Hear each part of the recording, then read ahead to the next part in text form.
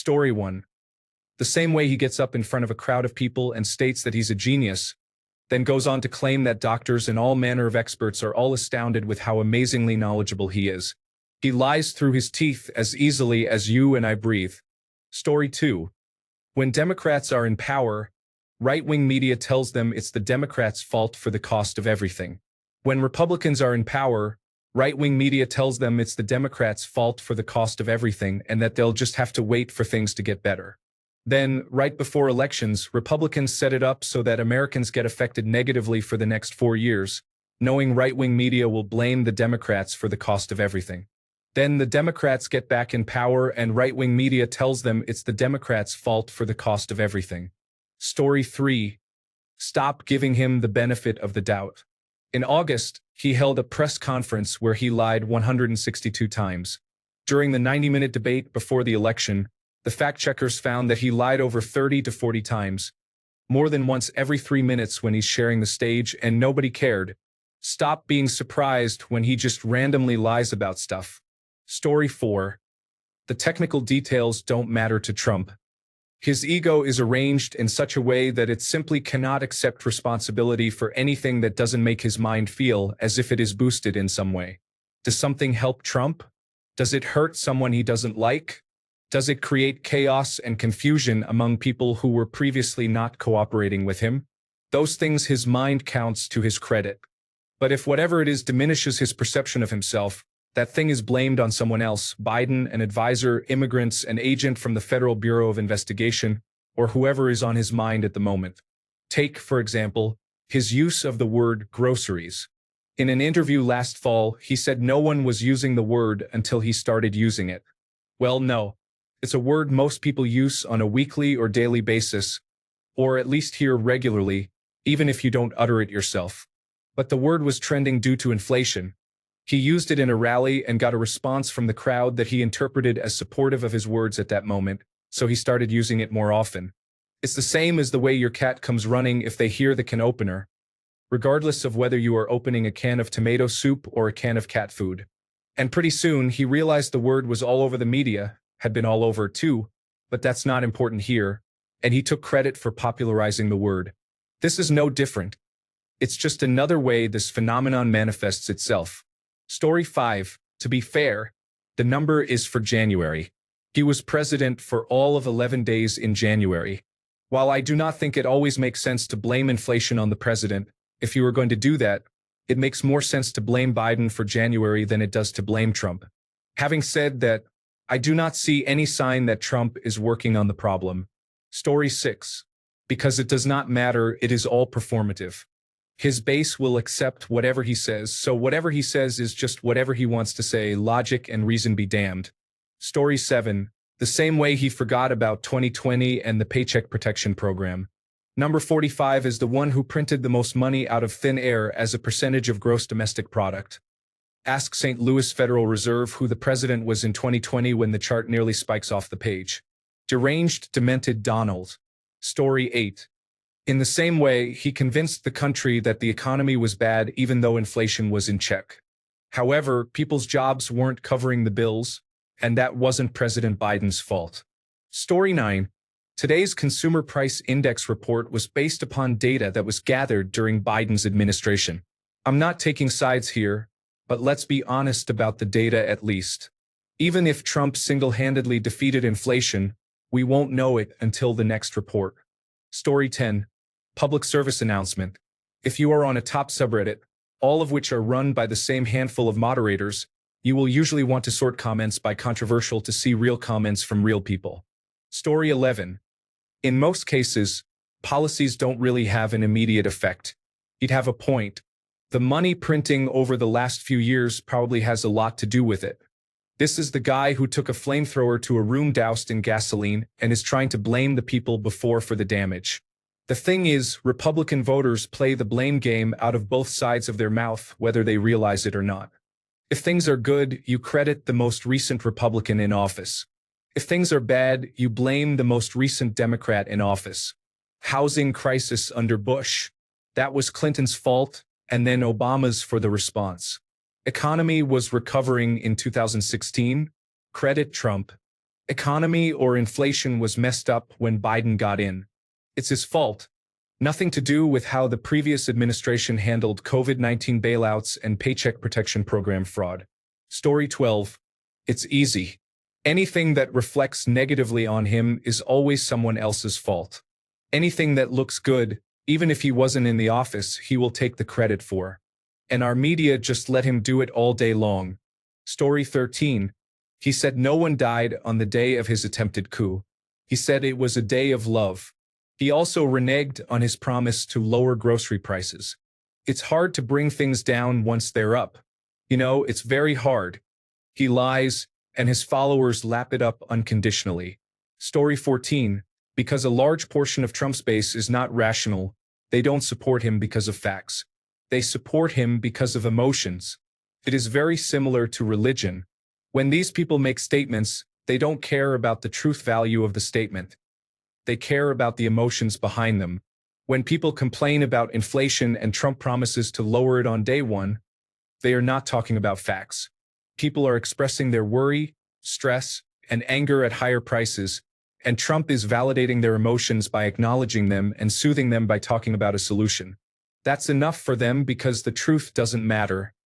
Emotions do. This is why you generally can't reason with them about Trump, and this is why they can talk about all kinds of nonsense about Biden or whatever that has no factual basis. It's all emotions, not facts. Story 15. Trump hasn't been president long enough yet for his economic policies to have any measurable, documented effect. And anyone who believed him when he said he would produce prices on day one is a moron. I will never understand why people put so much blind trust in politicians. Story 16. Because everyone treats Donald Trump and Republicans like children, they are not held to the same standard. They bullied the so-called mainstream media into being afraid of looking unbiased, which in turn made them extremely biased in favor of Trump. Trump is a horrible, disgusting liar, and so are his supporters. The media at large keeps letting him get away with it. Story 17. Donna is a prolific liar. Always has been and always will be. There will be a time in the future when things that he does will be blamed on past political parties. He is a lying grifter and always will be. He surrounds himself with people who are enablers that lie to cover his actions. Story 18. Trump is a liar who will never admit fault or take blame for anything. The moment he does, the illusion is broken.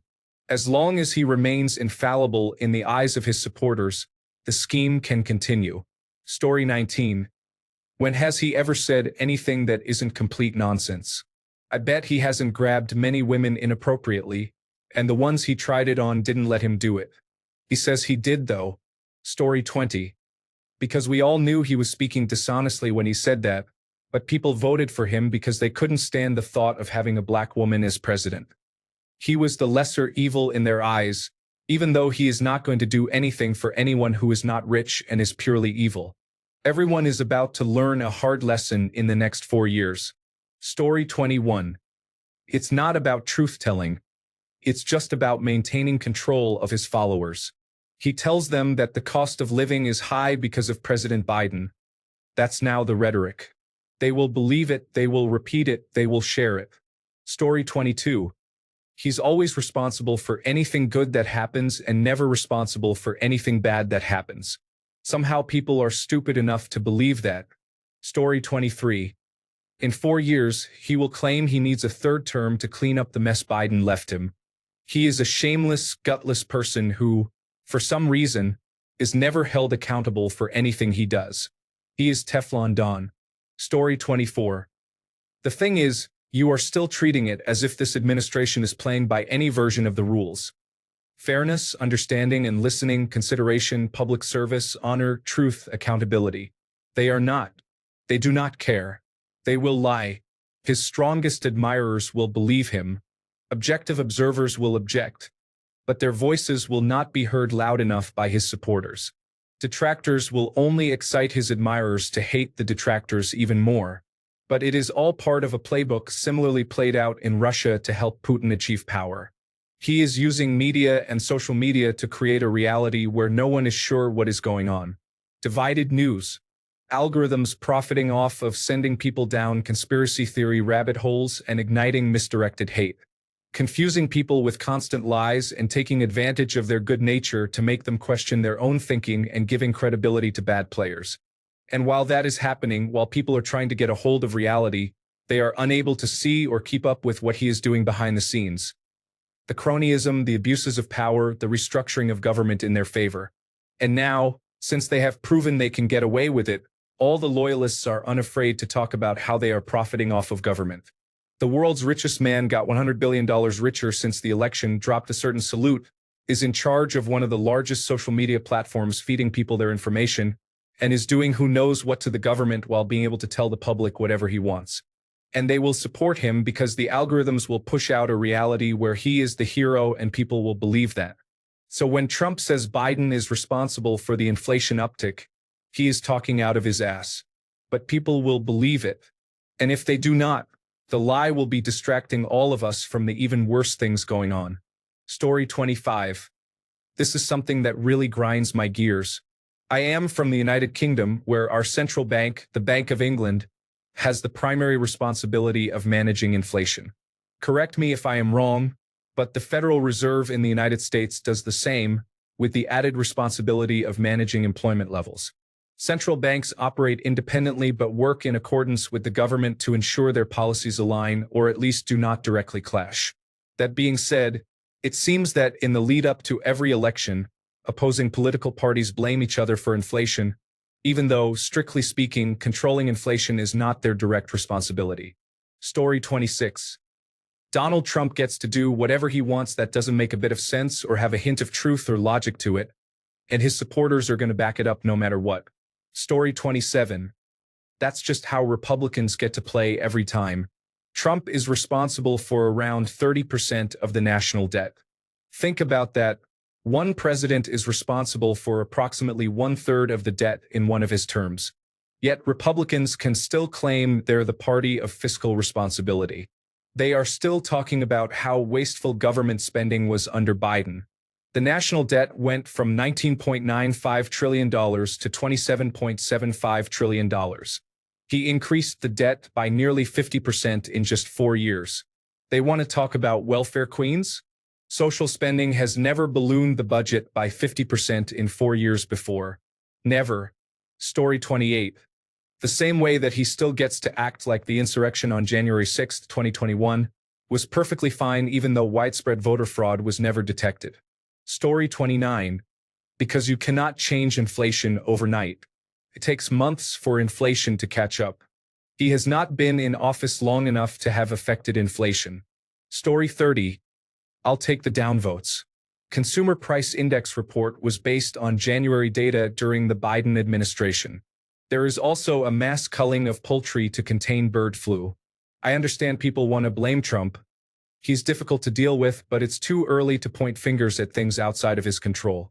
We should know by now how an epidemic impacts the economy. Story 31. Understanding the difference between hyperbolic and literal language. Most people who support Trump understand it's going to take time, but they like the plan. The people who dislike Trump are trying to play a gotcha game that people on his side aren't taking the bait on. That's why you're seeing folks enraged on the left and happy on the right. Story 32. I am not a Trump voter, but he is not responsible for January 2025 inflation, and Biden largely wasn't responsible for COVID inflation. But that's not the question.